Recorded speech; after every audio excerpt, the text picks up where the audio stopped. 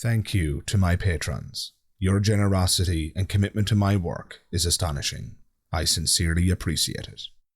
I don't know what to say to you. You know, well, an atheist is someone who doesn't quite believe that there is somebody out there, some God out there. Well, then to me, you're an idiot. Okay. What a sophisticated argument. Well, if you don't believe in God, you're an idiot. What are you supposed to say to that? Well, I'm sorry, Mr. Harvey, that I'm an idiot. I'm sorry that I've taken the time to study the arguments. I'm sorry that I've looked into the nature of fallacious reasoning and found your worldview to be lacking.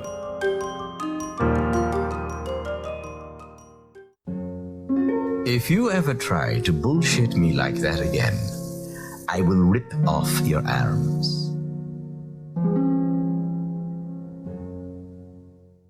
Hey everybody, Magic Skeptic here, and don't worry, the video is about to begin. I just wanted to take a moment to make you aware of my Patreon, the link for which can be found in the description below. Sign up today for as little as £3 per month and you can gain access to a plethora of perks and extras, including downloadable audio-only and ad-free versions of my podcast that you can listen to on the go. You can also have your question answered in a monthly video, and better still, depending on which tier you choose, you could even sit down for a Skype call with yours truly, Magic Skeptic. All that is available and much, much more. All you got to do is click the link in the description below. I hope to see you there. Hey everybody, Magic Skeptic here, and I hope you're all ready to get annoyed in another episode of the most annoying religious people. The target of today's episode is none other than Steve Harvey, and I swear at this point in this series I must have introduced it this way a number of times, but I always fall under the false impression that my latest episode of the most annoying religious people is in fact going to be the most annoying episode yet. But then I get to planning and making the next one and I encounter another religious moron who frustrates me and annoys me even more than the last one. And in no case is that more true than in the case of Steve Harvey. Steve Harvey is an ignoramus. He is a moron of the highest caliber. I mean, I'm not kidding here, guys. If you look up this guy, what you'll find is a plethora of videos and presentations. He's kind of like a talk show host, but he's also a relationship guru. I would use some other labels to describe him. I would say that he's a misogynist, and I would say that he's a bigot. He says things that just are positively medieval, but don't take my word for it. Now, while his misogyny and other bigoted statements are not the subject of today's video, if you're interested in that, feel free to Google his name and enjoy your visit to those shores, is all I'll say. What I want to focus on today is his disgusting and despicable comments surrounding atheism. So what I've got for you here is an excerpt from an interview that he did quite some time ago on CNN when he was promoting a rather misogynistic and despicable book, I would argue, about men and women and how they should and shouldn't behave. Whatever your views on that, there is a segment in this interview where Steve Harvey is invited to discuss his view on atheism and atheists. And buckle up, folks, because if you were frustrated by previous episodes in this series, you're about to blow a gasket. Your head is about to explode. But look, take a look, and we'll meet back here in a moment and discuss it. It is a great thing to make money making people laugh. It's a great thing. It's an amazing blessing from God, it really is. Which reminds me, speaking of God, you say in the book that you wouldn't go out with a woman. I guess a woman should not go out with a man who doesn't believe in God. No, I mean, why would you? Well, do you believe that only people who are religious are ethical and moral? No, I just believe if you don't believe in God, then where's your moral barometer? That's just me talking. I understand. You can believe what you want to believe, yeah. But if you're an atheist, you're basing your goodness and morality on what? I mean, but what is an atheist? I don't really get into that. You know, when I've talked to people all the time, I'm an atheist. I just walk away. I don't know what to say to you. You know, well, an atheist is someone who doesn't quite believe that there is somebody out there, some God out there. Well, then to me, you're an idiot. Okay, well... So I'm cool with that. I'm just probably fine. not the right politically correct thing to No. say. But if you don't believe in God, I mean, really, you got to have an explanation for this. You just can't tell me this spun out of a gastrous ball, and then all of a sudden, then we were evolved from monkeys. Why we still got monkeys? It's too much open here. I just believe that, and if you don't believe that, then I don't like talking to you. I say, okay, listen, it's fine with you. Can you say it on Larry King? You can say it on any show, because it's a free country. It is. I told you. I warned you, didn't I? So what did you think of that? Medieval?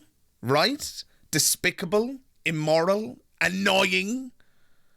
I mean, these statements are indefensible. But rather than just call names and use adjectives here, let's break this down and get into it. We're going to take it from the start again. It's only a very short clip, but let me explain as and when he makes the most egregious mistakes and makes the most ridiculous statements. Let's do it.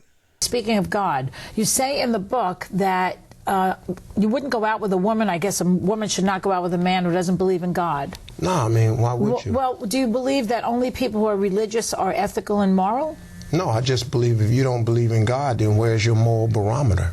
Right off the bat there, this guy presents himself as the moral one. As you heard in the clip, he questions and wonders where an atheist gets their morality from. That they might not have what he calls a moral barometer, that they might not be able to tell the difference between right and wrong. And we'll get to that claim in a moment. But for now, let's just focus on this very opening question. Why would you, he says, why would you be with an atheist? A woman should not go out with a man who doesn't believe in God. No, I mean, why would you? How is this not the most bigoted, despicable, ugly, and immoral statement? Again, this is positively medieval, right?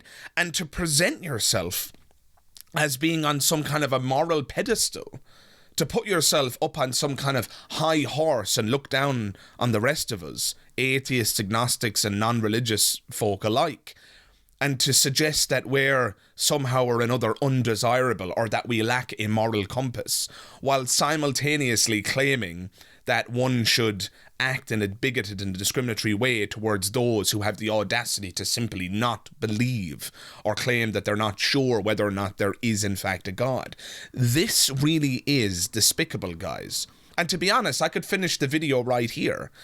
This is just bigotry in its most obvious form. So if you watch the entirety of this interview, and I'll include the link in the description below, you will see that this guy, I mean, I'm at pains to admit it, but he's clearly charismatic, he's funny, right? He's entertaining, he's got gifts, right? It's not surprising to me that this guy became famous and that he's got fans around the world, right? But it just goes to show that all one needs to be is charismatic and funny, and all you need to do is be able to talk, right? We call it in Ireland the gift of the gab. All you need to do is to be able to speak fluently and articulately and charismatically, and suddenly you can get away with anything, right? Because he's comedic, because he's funny, because he's charismatic, he's able to say these absolutely despicable statements, the kind of statement that you'd expect to come out of an evangelical fundamentalist preacher's mouth. And yet here we are on CNN, and this guy is platforming these ideas and just uttering them as though his conclusions are obvious and as though it's acceptable to say such things. It really is ugly, guys. And again, drawing your attention to the absolute irony here. He presents himself as the one with the moral compass, while simultaneously spouting bigotry and hatred about people who simply cannot see good epistemological justification to believe in a supernatural entity, the entity otherwise known as God. I mean, I'm at a loss for words, but this really is disgusting. If you really cared about love, Steve Harvey, you would know that love is colorblind. You would know that love is ideology blind, right? And I really mean ideology blind, guys, because some of you might say, oh, but what if your loved one was a Nazi? Well, I mean, let's run that right now. I mean, I'm pretty sure that there are people in the world who identify with hate groups who have people who love them, right? I'm not going to say that love is unconditional, because I just think that's a bit of a Disneyland notion of love. But let's just put it this way. Love has very few conditions in which it would be suspended, right? There are people in the world, some of you probably have loved ones.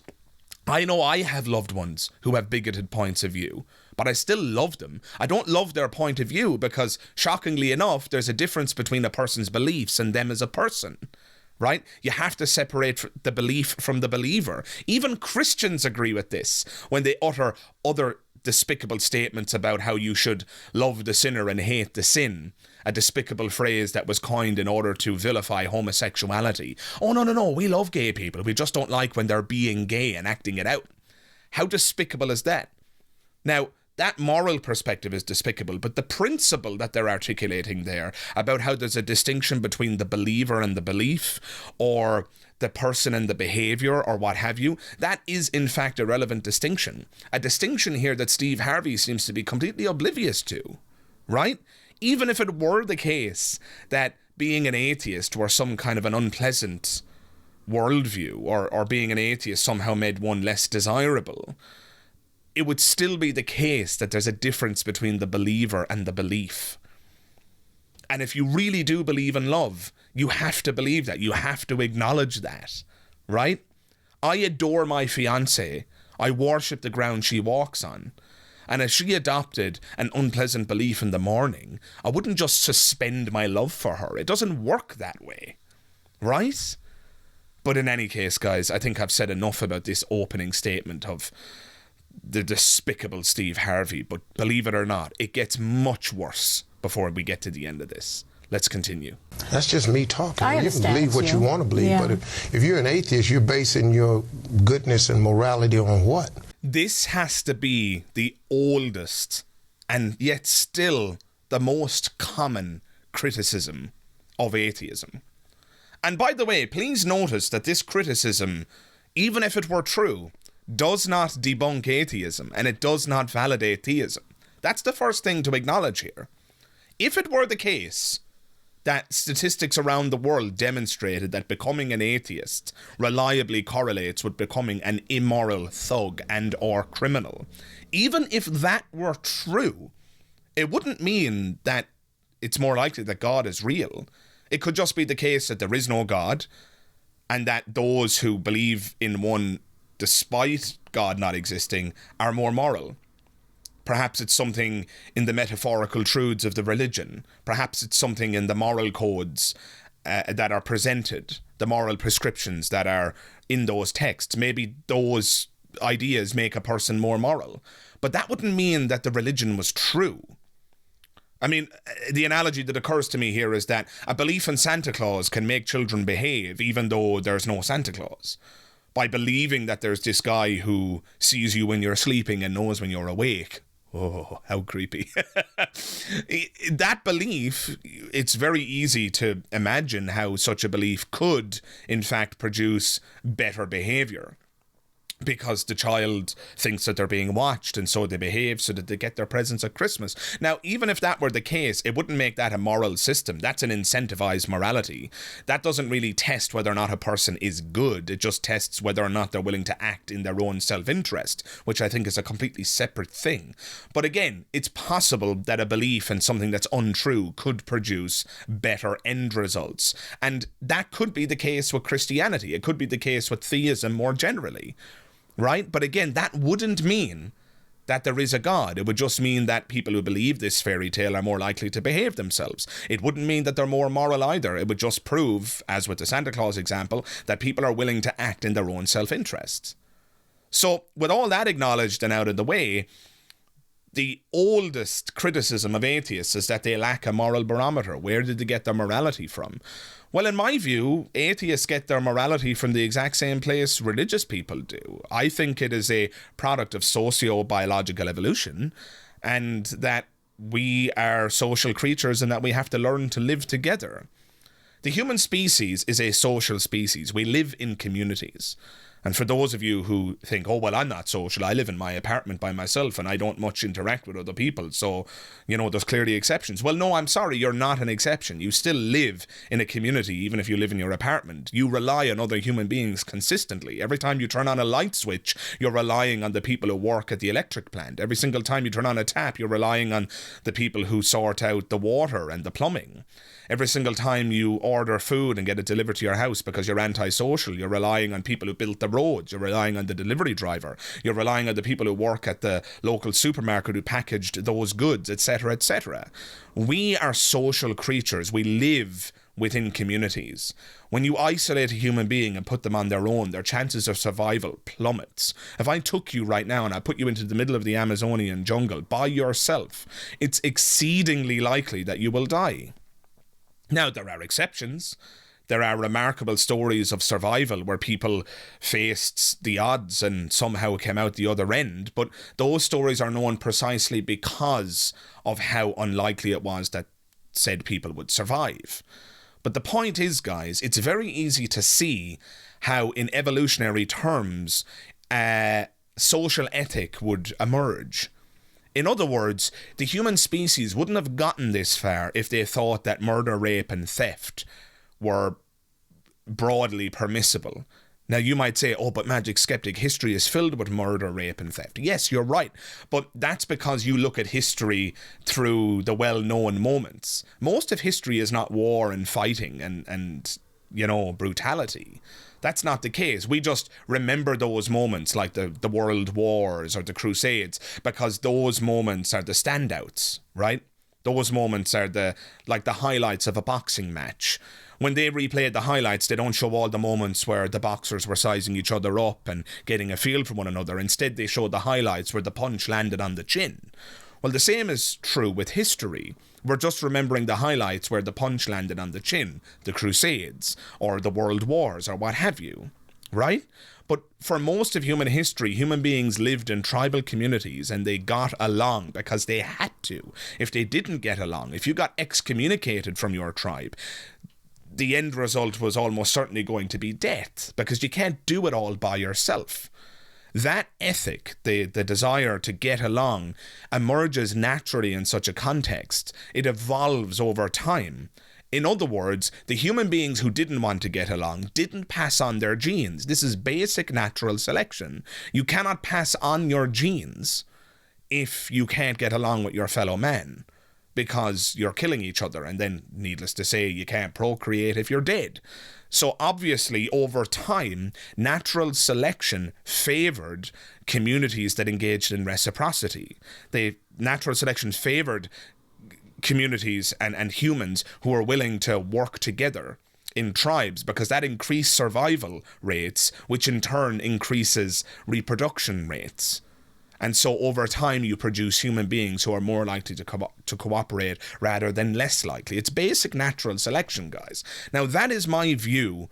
And I'm not saying that this is a guaranteed fact. I'm hypothesizing here. I'm hypothesizing, just to be clear. But that is my hypothesis about where morality comes from. I think that's the reason why we all intuitively feel the truth of the golden rule, that one should do to others as you would have them do unto you. Right? I think that's the reason why we more or less intuitively and universally feel like murder is wrong and that we shouldn't steal, etc., etc. That is where morality comes from, and that's where Steve Harvey gets his morality as well. But he just makes an assertion and points to the Bible and says, see, that's where morality comes from. And atheists reject that, so therefore they're rejecting the foundation of morality, and so therefore I should be dubious of them. You know, in a strange moment of sympathy, I'm going to say that I think Steve Harvey has all the symptoms of a person who is hopelessly indoctrinated. He also has all the symptoms of a person who's never encountered the arguments against his position. He seems like a smart fellow, despite the bigotry and the ridiculousness of his claims. He's clearly an articulate, smart person. And it just seems to me like no one has ever explained this to him. Maybe, just maybe, it's possible for Steve Harvey to have an awakening, and if someone were to actually sit down with him and explain these things to him, he might realise that atheists aren't the villain that he's been taught from the pulpit to believe that they are. Because we're not. And by the way, I did steelman his proposition a moment ago, and I asked you dear listener, to imagine if indeed his claims were true, that atheists were wicked and evil, statistically speaking. You know, if that were the case, how far would this get us? And it still doesn't get us to a God, as I've argued already in this video. But that was just a steal, man. The truth is, if you look at the statistics on a global scale, atheists are massively underrepresented in criminal statistics and prison populations. It would seem to be the case that it's a general truism that if somebody is a secularist, a humanist, an atheist or agnostic, that they are in fact less likely to be a criminal, a thug. And I'm expressing that as a percentage, by the way. I don't want anybody to respond and say, oh, well, of course there's less atheist criminals because there's just less atheists. Yes, true. But if you express it as a matter of percentage, atheists are still overwhelmingly underrepresented in global criminal statistics. And so I have to kick the ball back to you, Mr. Harvey. Where do atheists get their moral barometer from? I mean, let's assume that I'm wrong and that it has nothing to do with evolution, but wherever we're getting our moral barometer from, it is certainly producing good results. And you just pointing to the Bible and saying that that's the origin of morality doesn't get us anywhere. And you don't agree with everything in the Bible. Presumably, Steve Harvey, a person of colour living in the United States, presumably you don't agree with slavery, something which the Bible sanctions and regulates explicitly. Right? You don't believe that, I hope.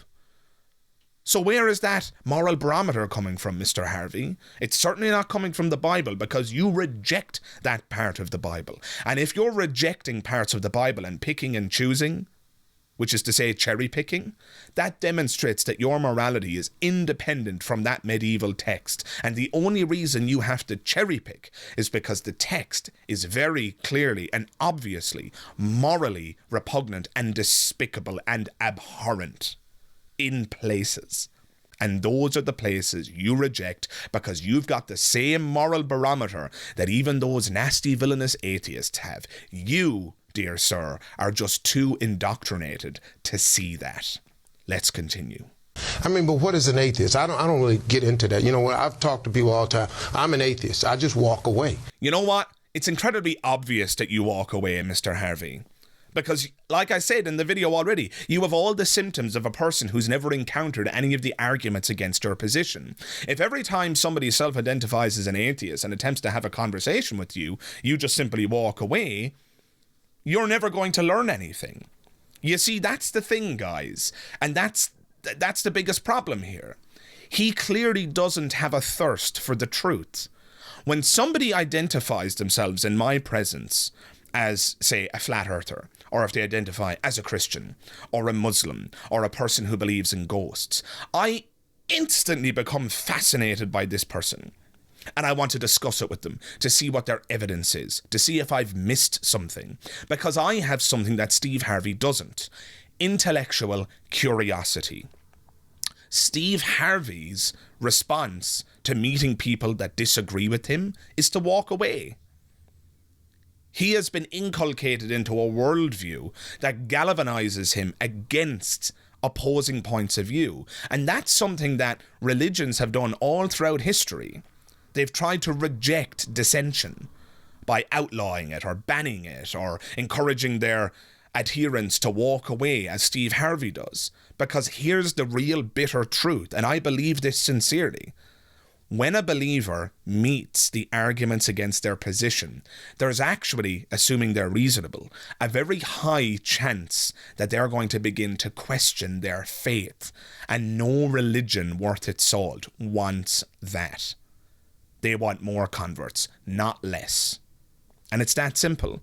And nowhere is it more obvious and clear that this phenomenon is occurring than in the example of Steve Harvey, who admits himself that when he encounters an atheist, he walks away.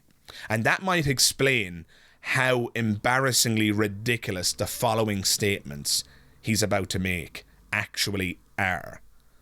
Get ready for this. Buckle up, sit down if you're not sitting, because otherwise you might collapse. Let's have a listen.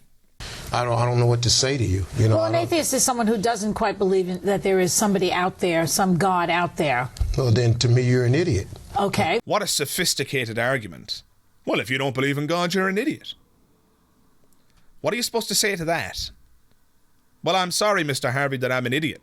I'm sorry that I've taken the time to study the arguments. I'm sorry that I've looked into the nature of fallacious reasoning and found your worldview to be lacking. I'm sorry that assertions aren't good enough for me. I'm sorry that appeals to emotion aren't good enough for me. I'm sorry that I escaped my indoctrination through a process of honest self-reflection, reasoning, and exploration of the evidence or lack thereof. Sincerely, Mr. Harvey, I'm sorry.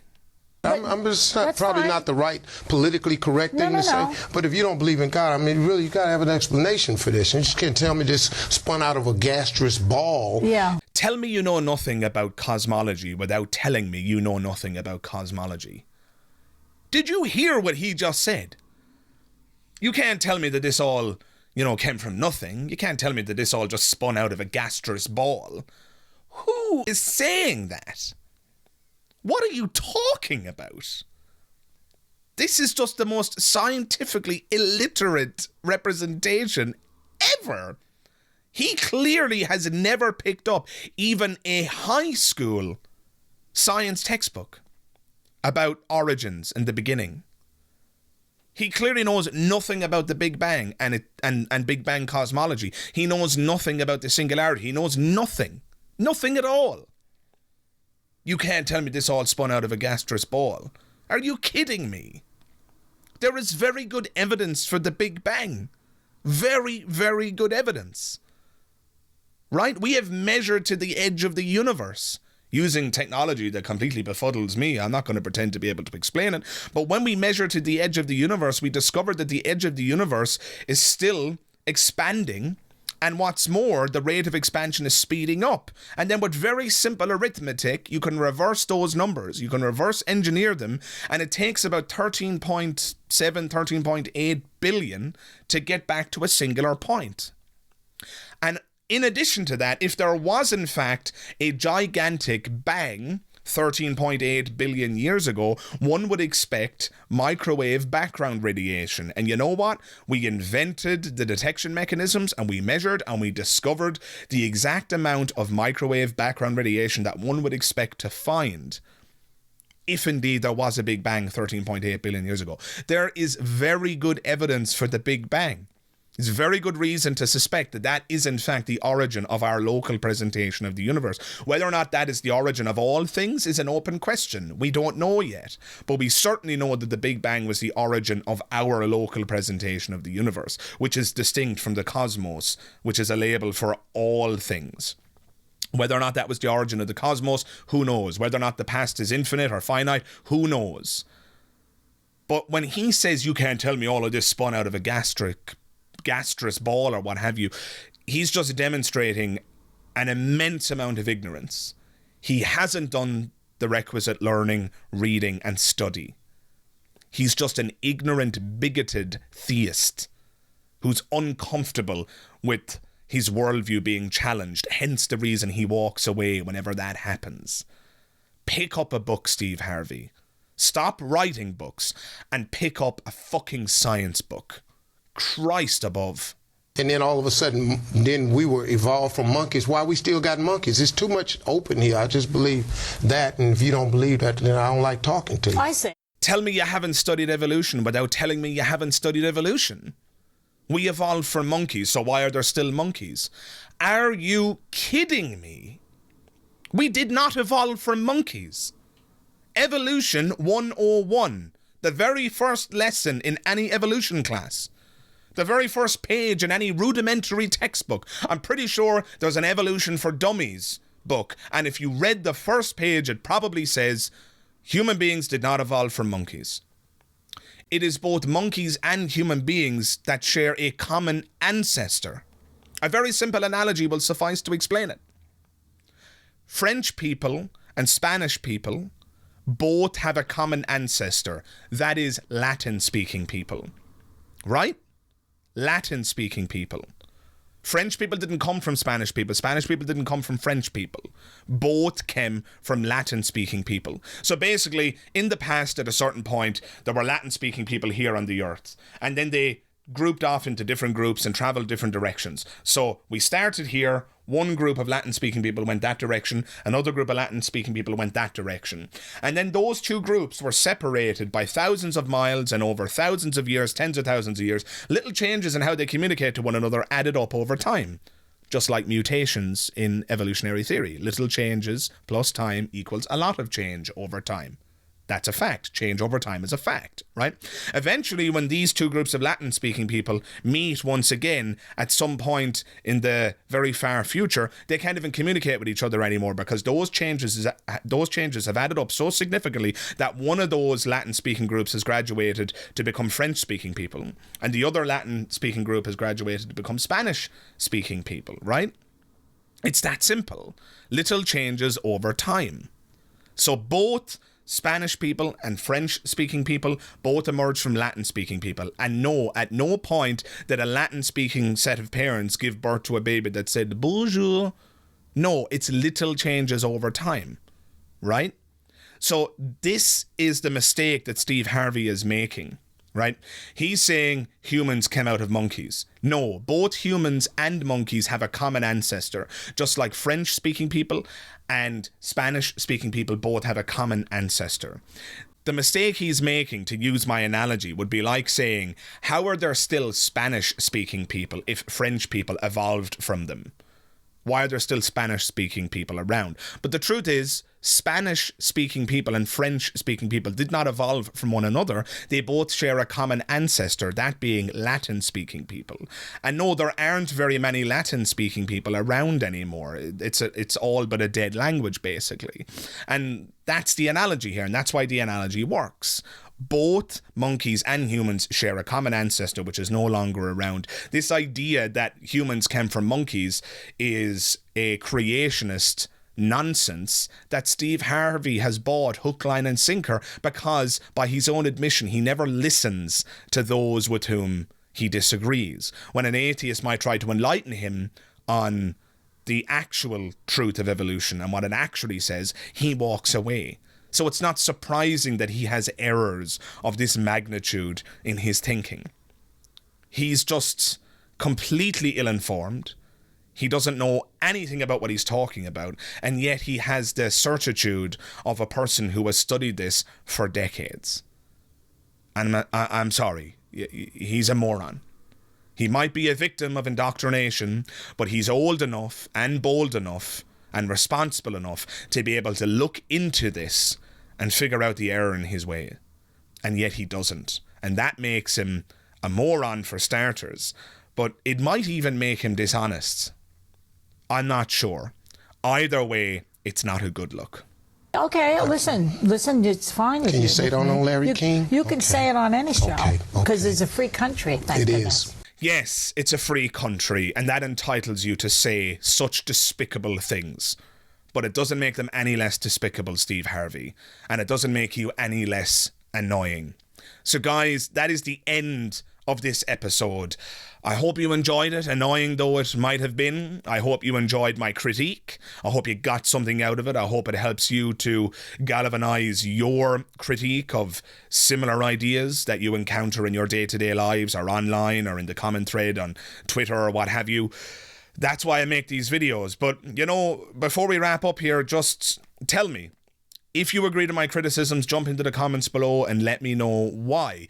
Do you think I did a good job? If you think I could have done a better job of critiquing Mr. Harvey's ideas, again, also jump into the comments below. I love to hear some constructive criticism. The conversation in my videos often continues in the comment thread for weeks after the initial upload, and that really is where the meat of this channel resides, and I absolutely love it. So thank you very much for watching this video. If you liked it, drop a like, and if it is your first time visiting the channel, make sure you hit that subscribe button, and while you're at it, check the bell notification icon. That way you'll be able to stay up to date with all things on the channel, and you'll even be notified as and when my latest videos go live. And just before I wrap up, I want to extend an extra special thank you to my patrons. You people are amazing. I cannot believe your generosity and your support. It means the world to me. If you want to become a patron like those I just described, you can jump into the description box below, and you can follow the link there, and you can sign up today, and you'll gain access to a plethora of perks, bonuses, and extras. With all that said and out of the way, guys, thank you very much for watching this video, and I hope to see you in the next one. All the best. Bye-bye.